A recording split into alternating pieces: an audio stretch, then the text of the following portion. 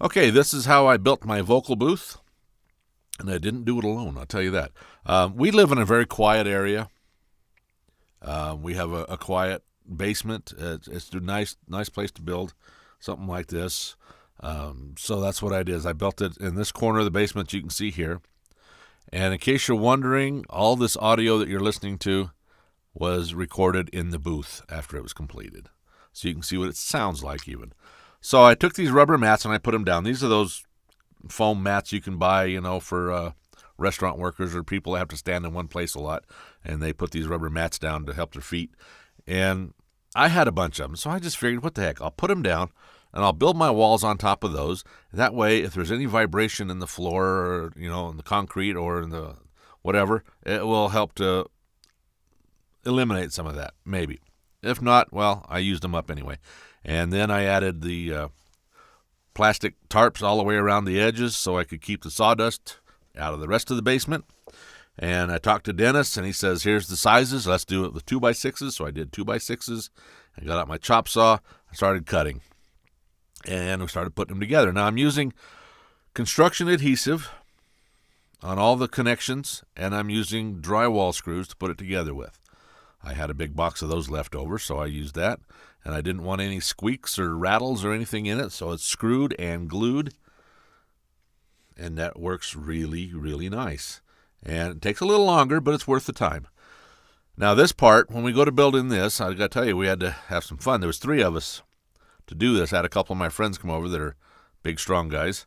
And we framed out these 2 walls you can see standing here that are just studs. We framed those out. We stood them to the sides. We framed out the ceiling. We put the sheathing on top of that.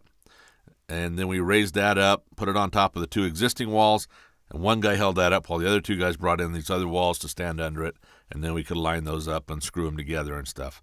So they got them all screwed together real good. And if you look in the second stud or the first, anyway, it's the next one, the one coming in from the right, you see a hole through it. That's part of the ventilation system. I'll tell you about that in a little while. And then it was just a case of, starting to put on the sheathing. And I run all the wiring into it. Now, the wiring on this, the electrical for it, is running off a separate breaker in the breaker box for the house. I run a 20-amp breaker. I got a 20-amp line coming into it. The only thing on that line is this booth, so I don't get any static of somebody else running a blow dryer or something off of it, because it's the only thing on it is the booth. And I got plenty of power to run it. I've also got speaker wires run through the walls because I wanted to put speakers in for playback, not for mixing, because this ain't a mixing room.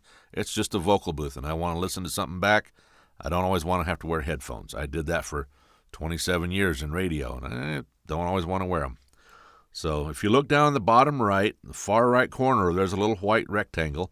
That's the vent for the air coming in.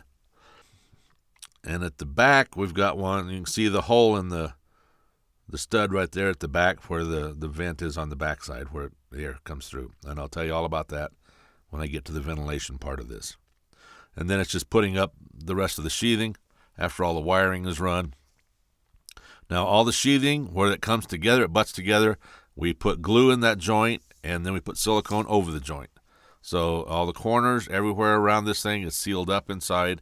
So it's airtight, which means it's more sound tight, I guess you could call it, whatever. Now here you are, got the lights in. Turn that on, it gives it a nice light inside.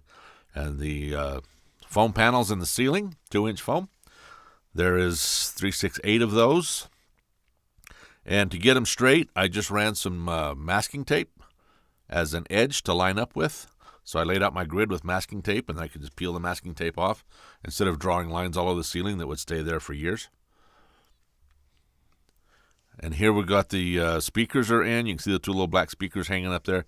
And then we've got the carbon panels starting to go up on the walls. And you can see the one with the white, with the pegboard and stuff. That's the base absorber part of it, has the carbon inside of that. There's like 6 sections in there. 25 pounds of carbon goes in each one of those. And then I hung them up on the wall with, I think there's about 6 screws that are 4 inches long, goes through it because it's 2 inches thick. And then you glue the foam panel on the outside. And the foam panels were too big for the size of the carbon panels that we were building. So Dennis had me cut off the excess, and I'll show you what I did with the excess in just a little bit, besides putting it across the bottom to make them a little longer. So here we are, and then there's the vent. You can see it up on by the ceiling where the hot air goes out, because I like a little fresh air coming in here. Now then, this is the diffuser we built. It's the QD11. A friend of mine has a wood shop, and him and I got together, and we took an afternoon and we built this thing.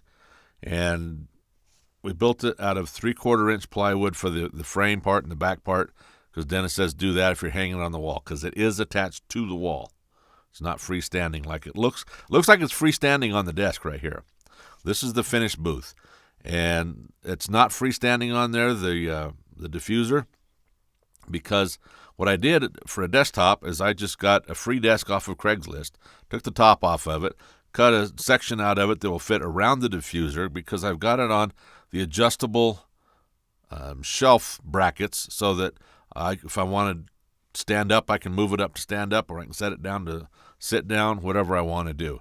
And then underneath it to the right is where the air comes in for the ventilation.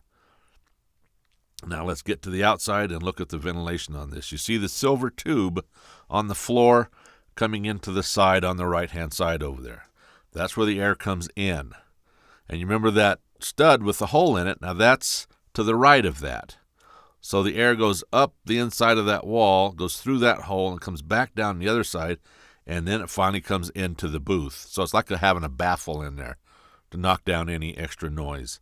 And the one on the left side where the air is being drawn out, it comes in at the top. We saw that vent. Now it goes down to the bottom through the stud and then comes back up to where you see the pipe coming out.